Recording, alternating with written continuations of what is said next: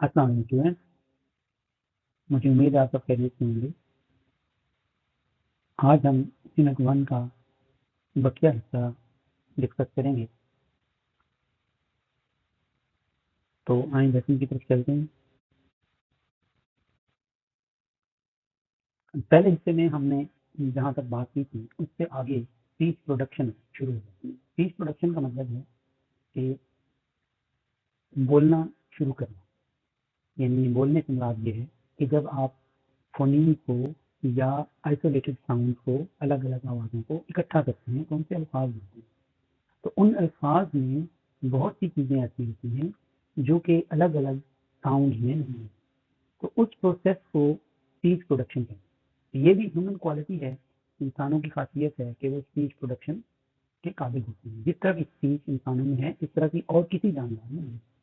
तो इस सिलसिले में हमें क्या समझना पड़ेगा कि जो जिस्म के हिस्से, मुंह है, टीथ हैं, ओरल कैविटी, नेजल कैविटी और जो फेफड़ों से आती हुई एयर स्ट्रीम है, ये सारी चीज़ें आवाज़ पैदा करने में मदद देती हैं। और जब हम इस आवाज़ को अल्फाज की शक्ल देते हैं तो ये सारी चीज़ें उसमें मददगार होती हैं। लेकिन क्योंकि ये सिलसिला इतनी तेज़ी से होता है, इस वजह से हमें ये पता नहीं चलता कि हमने कौन सा लफ्ज़ बोलते हुए उसके जो हिज्जे हैं उनमें से एक हिज्जे को बोलते हुए कौन सी जो आर्टिकुलेटर है वो इस्तेमाल किया। Speech sounds are basically the outcome of many movements, including that of air movement from lungs into larynx. Larynx कहते हैं जो हमारे गले में एडम्स एप्पल या वॉइस बॉक्स होता है जिसकी वजह से आवाज पैदा होती है। And then from there into vocal cord, vocal tract and the movement of tongue and lips. तो ये जो इंसान के गले में अल्लाह ताला ने एक बॉक्स का दिया हुआ है, इसको लैरिंक्स या वॉइस बॉक्स कहते हैं। इसकी बहुत ज़्यादा अहमियत है आवाज़ के लिए। यही वजह है, आपने देखा होगा कि कुछ लोगों की आवाज़ जब वो बड़े होते हैं तो उनकी आवाज़ वही बचपन बन जाती है। तो एक वॉइस बॉक्स का इसमें बहुत बड़ा किरदार होता है। अगर आप अपने गले को छुएं तो आपको एक हड्डी सी नजर आती है, यही वॉइस बॉक्स है। Speech sound involve pushing air. Speech sound कैसे बनती हैं? जब फेफड़ों से हवा इसी सांस की नाली के जरिए बाहर की तरफ आती है और फिर उस ट्रैकिया में से या लैरिंक्स में से गुजरती है तो वहाँ आवाज़ की फोनेशन पैदा होती है। फोनेशन का मतलब है कुछ आवाज़ें वॉइस होती हैं, कुछ वॉइस होती हैं। इंग्लिश में जो वॉइस आवाज़ें हैं और जो वॉइस आवाज़ें हैं इनकी साथ जो दूसरी आवाज़ें जुड़ी होती हैं इनके प्रोनाउंसिएशन में, इनके तलफ़ुज़ में फ़र्क पड़ जाता है। जैसे वो वर्ड जिनके आखिर में ईडी आता है और उस ईडी से पहले अगर कोई वॉइस रेस्पॉन्सोनेंट आता है जैसे प, ठ, ख, तो इसको वो टी में चेंज कर देता है। यानी हम कहते तो हैं MARKED, लिखा होता है MARKED, ठीक है, इसको पढ़ा जाता है marked as if it's ending at T. ठीक, तो वो वॉइस और वॉइस की फर्क पड़ जाता है इस वजह से। और वो सारा किरदार किसका होता है? लैरिंक्स का या वॉइस बॉक्स का। इसी तरह हमें जब हम बोलते हैं तो इस बोलने के अमल में हमें एनर्जी की जरूरत होती है। यही वजह है, आपने देखा होगा कि अगर आप एक घंटे की 40 मिनट की क्लास लेते हैं तो उसके बाद आपको बहुत ज़्यादा ऐसे महसूस होता है जैसे आपकी एनर्जी लेवल लो हो गया। उसकी वजह यही है कि ये एनर्जी आपने बोलने में इस्तेमाल की है। और वो बोलना क्यों एनर्जी लेता है? क्योंकि हमारे फेफड़ों से जो हवा आ रही है उसको हम एक प्रेशर से बाहर निकालते हैं जिसकी मदद से हम बोलते हैं। This mechanism called pulmonary air flow mechanism. तो अगर इन सारी चीज़ों में किसी एक में कोई ऐसा मसला हो, पैदाइशी हो या बाद में पैदा हो जाए, तो बोलने में मसाइल पैदा होते हैं। आपने देखा होगा कि ऐसे लोग जिनके बुढ़ापे की वजह से दांत गिर जाते हैं तो वो बहुत सी आवाज़ें पैदा करने के काबिल नहीं रहते। जिनके होंठ कटे हुए हों या जिनके तालू में सुराख हो वो बहुत सी आवाज़ें पैदा करने के काबिल नहीं होते। उसके बाद है the 4 main components of speech mechanism. कौन कौन से हैं देखें। ओरोनेजल प्रोसेस। ओरोनेजल प्रोसेस यहाँ आपको नजर आ रहा है, ये है ओरोनेजल प्रोसेस। क्योंकि ये ओरल कैविटी है, ये ऊपर नेजल कैविटी है। इन दोनों को यहाँ से गले में से ये दोनों मिल रही हैं आपस में। तो जब आवाज गले की बजाय नाक में से निकलती है तो नेजल आवाजें पैदा होती हैं जो नाक से पैदा होती हैं, और जब मुंह से निकलती है तो ओरल आवाजें पैदा होती हैं। नाक से पैदा होने वाली आवाजें इंग्लिश में न और इन, जबकि बाकी सारी आवाजें मुंह से पैदा होने वाली। दूसरा जो यहाँ आप एक और दायरा नजर आ रहा है, ये है आर्टिकुलेटरी प्रोसेस। क्योंकि यहाँ आर्टिकुलेटर्स वो हैं जो सबसे ज्यादा इस्तेमाल होते हैं। देखें, इसमें जबान आ जाती है, इसमें दोनों ऊपर और नीचे वाले होंठ आ जाते हैं, दोनों ऊपर और नीचे वाले टीथ के सेट्स आ जाते हैं, और ओरल कैविटी आ जाती है। और यहाँ पे आपको नजर आ रहा है गले का वो हिस्सा जो कुछ आवाजों को पैदा करने में मदद देता है।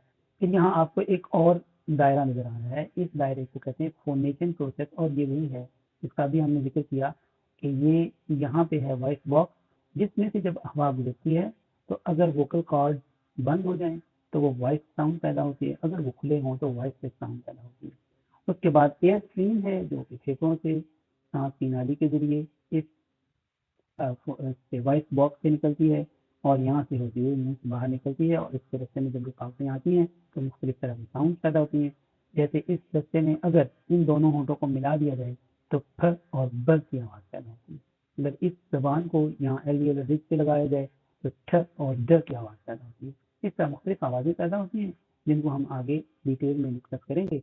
अभी आगे देखिए कि ये जो एयर फ्लो है ये किस तरह उससे बाहर निकलती है, एक ट्रेन किस तरह बाहर निकलती है और उससे आवाज़ें कैसे पैदा होती हैं। जिस फिगर में अभी हमने देखा, इसको मजीद हम इसमें तफसील से बयान करते हैं। एयर स्ट्रीम प्रोसेस क्या होता है कि हवा जो फेफड़ों से आती है वो किस तरह हमारे मुंह से बाहर निकलती है। रिजल्ट रेस्पिरेटरी सिस्टम, हम हर रोज हर वक्त हम सांस ले रहे हैं और सांस से हवा अंदर जा रही है और बाहर आ रही है। The air goes out of the lungs through the windpipe into larynx, also known as sound box। अभी हमने वॉइस बॉक्स से साउंड बॉक्स एक बात है, अभी हमने ये बात डिस्कस करी। दूसरा जो प्रोसेस है वो फोनेशन प्रोसेस है। फोनेशन इसी वॉइस बॉक्स में से जब हवा गुजरती है तो वोकल कॉर्ड की जो पोजीशन है वो अगर बंद है, हम अगली तस्वीर में देखेंगे कि वोकल कॉर्ड कैसे बंद होते हैं और कैसे खुलते हैं, जिनकी वजह से आवाजें वॉइसलेस या वॉइस पैदा होती हैं। और मैंने अभी आपको बताया कि वॉइसलेस और वॉइस की क्या इम्प्लीकेशन होती है, वो कैसे फोनोलॉजी में इस्तेमाल होती है। तो ये फोनेशन प्रोसेस है जिसके जरिए वॉइस या वॉइस साउंड पैदा होती है जब वो लैरिंक्स से गुजरती है। Note that when the vocal cords are apart the sound are voiceless. यदि हमने बात की जैसे ख या क या ठ या ख, ये वॉइसलेस आवाजें हैं, और जब ये बंद होते हैं तो आवाजें वॉइस पैदा होती हैं, जैसे ब या ड। तीसरा जो प्रोसेस ओरोनेजल प्रोसेस, ये भी हमने अभी डिस्कस किया, इसको दोबारा देख लेते हैं। Above the larynx they are two track, या तो लैरिंक्स के ऊपर दो रास्ते हैं हवा के, या नाक वाला रास्ता है या मुंह वाला रास्ता। वीलम जो है वो चीज है जिसकी मदद से हम उसका रास्ता बदल सकते हैं। Air passage is determined when the velum is up, the air goes through the oral tract. Velum जब ऊपर होगा, वीलम वो जो आपको नजर आ रही है चीज अभी तस्वीर में, जो ऊपर से गले के नीचे आती हुई नजर आ रही है, जब आप मुंह खोल के आईना देखते हैं तो आपको गले के ऊपर से एक चीज नजर आती महसूस होती है। वो अगर ऊपर हो तो ये हवा मुंह के रास्ते से निकलेगी, और वो अगर नीचे हो तो ये हवा नाक के रास्ते से निकलेगी। और ये भी अभी हमने डिस्कस कर लिया कि प ब ट ड क ग च ज, बाकी जितनी आवाजें हैं ये सारी ओरल हैं, और म न और ई ये नेजल हैं, इंग्लिश में ये आवाज है। फिर आर्टिकुलेटरी प्रोसेस, यानी एक्चुअली असल में आवाजें पैदा करने का जो अमल है वो कैसे होता है, या बोलने का जो अमल है वो कैसे होता है। The movement of the articulated in the vocal sac are part of the articulative process involving tongue, lips and other organs involved in the articulative gesture। जब हम बोलते हैं तो हमारी ये सारी जो चीजें हैं ये उसमें इस्तेमाल होती है, क्योंकि हम हर वक्त मुख्तलिफ तरह की आवाजों के कम्बिनेशन बोलते हैं। हम सिर्फ प ब ब ब प पूरा दिन तो नहीं बोलते रहते, हम मुख्तलिफ तरह की आवाजें बोलते हैं। कभी खे बोलते हैं, कभी ते बोलते हैं, कभी क्या बोलते हैं, कभी क्या बोलते हैं। तो ये आर्टिकुलेटरी प्रोसेस होता है, लेकिन ये इतनी तेजी से अमल में आता है कि हमें इसको इसका एहसास नहीं होता। ये वो दो रास्ते हैं जो कि ओरोनेजल प्रोसेस है। ये देखिए, ओरल कैविटी, अगर हवा यहाँ से आती है और मुंह से निकल जाती है तो ओरल आवाजें बन जाती है। अगर फेफड़ों से आती हुई हवा मुंह के रास्ते नहीं बल्कि नाक के रास्ते निकलती है तो नेजल आवाजें पैदा होती है। अब इंग्लिश में एक और जो आइडिया है उसको कहा जाता है एक्सेंट वेरिएशन। ये भी यूनिट 1 का हिस्सा है। एक्सेंट वेरिएशन ये होती है As an introduction to the broader field of phonetic technology, this last session of the unit is dedicated to one of the most important phenomena. Accent variation. Accent variation ये याद रखिए कि दुनिया की हर जबान में होती है। उर्दू पंजाबी में भी एक्सेंट वेरिएशन होती है। जैसे यहाँ के लोग कराची के रहने वाले लोग, शाहपुर के रहने वाले लोग, इस्लामाबाद के रहने वाले लोग और पाकिस्तान के मुख्तलिफ शहरों में मुख्तलिफ बसने वाले लोग जो उर्दू बोलते हैं तो वो मुख्तलिफ अंदाज से बोलते हैं। इसी तरह पंजाबी अगर बोलते हैं तो वो भी जिस इलाके के होंगे उस इलाके के हिसाब से। बिल्कुल इसी तरह इंग्लिश में बहुत से एक्सेंट हैं, बहुत सी वेराइटी है। तो वो वेरिएशन इस वजह से होती है कि जिस इलाके में लोग रहते हैं उस इलाके में या जो काम वो करते हैं, अगर एक इलाके में रहते हैं उनके मुख्तलिफ काम हैं तो मुख्तलिफ कामों की वजह से उनके एक्सेंट मुख्तलिफ होंगे। मिसाल के तौर पर कॉकनी एक्सेंट इंग्लैंड में बोला जाता है। कॉकनी ए साउंड नहीं बोल सकते, ए को आई से बदल देते हैं। अगर एक कॉकनी को ये कहा जाए the rain in Spain stays mainly in the plain, ये बोलो, तो वो कॉकनी बोलेगा the rain in Spain stays mainly the plain. तो सारे आवाजों को ए को आई से बदल देगा। ये एक डिप्थॉन्ग है जो हम आगे चल के पढ़ेंगे कि इसको कैसे वो इससे बदल देते हैं। तो इस तरह दुनिया की हर जबान में एक्सेंट वेरिएशन होती है। एक्सेंट वेरिएशन का मतलब है लबो लहजे में तब्दीली। Remember that today we have many accents of English that the experts have started calling it English is rather than English. तो एक्सेंट की वजह से अलग अलग इंग्लिश भी उनको कहा जाता है कि ये इंग्लिश ही अलग है। जैसे अमेरिकन है, ब्रिटिश है, सिंगापुर की इंग्लिश है, न्यूजीलैंड की है, कनाडा की है, ऑस्ट्रेलिया की है। तो इनको कुछ जो लिंग्विस्ट हैं वो इनको पढ़ते वक्त तो इनको अलग अलग नाम ही दे देते हैं। जैसे यहाँ आपको नजर आ रहा है कि इनको सिंगापुरियन इंग्लिश को सिंग्लिश कह दिया, मलाइशियन इंग्लिश को इंग्लिश कह दिया, पाकिस्तानी इंग्लिश में इंग्लिश कह दिया। तो इस तरह मुख्तलिफ इनके ये वो इंग्लिश की अलग वेराइटी बन गई। लेकिन ये कुछ कहते हैं ये बहुत ज़्यादा पैमाने पर इसको एक्सेप्टेंस नहीं मिली। सारे लोग इस पर मुत्तफिक नहीं है कि ये सारी अलग अलग इंग्लिश की किस्में हैं, बल्कि इन सबको इंग्लिश के अलग अलग एक्सेंट ही समझा जाता है। जैसे इंडियन एक्सेंट है इंग्लिश का, तो इंडियन एक्सेंट अगर आप देखें तो उसमें लिरिसिस्ट को लिरिकिस्ट कहते हैं। इस तरह और बहुत सी ऐसी चीज़ें बदल देते हैं जो ब्रिटिश इंग्लिश में, या बल्कि ब्रिटिश इंग्लिश में भी बहुत सी वेराइटीज़ हैं। मैंने आपको जैसे अभी मैंने आपको बताया कि कॉकनी एक्सेंट है। कॉकनी एक्सेंट में ए को आई से बदल देते हैं। एच जहाँ बोला जाता है वहाँ नहीं बोलते, जहाँ नहीं बोला जाता वहाँ बोल देते हैं। इसी तरह उनमें और कुछ ऐसी चीज़ें हैं जो वेरिएशन की काइंड है वो किस किस तरह की होती है। जैसे systematic variation, there are more और fewer phonemes found in a separate variety. For example, Northern English spoken in the United Kingdom lacks sound found in words like trust. As well, they could not differentiate between the vowels trust and foot. अच्छा, जो north के लोग बोलते हैं United kingdom के वो but को बुट कहते हैं, जज को जुई कहते हैं, कप को कुप कहते हैं।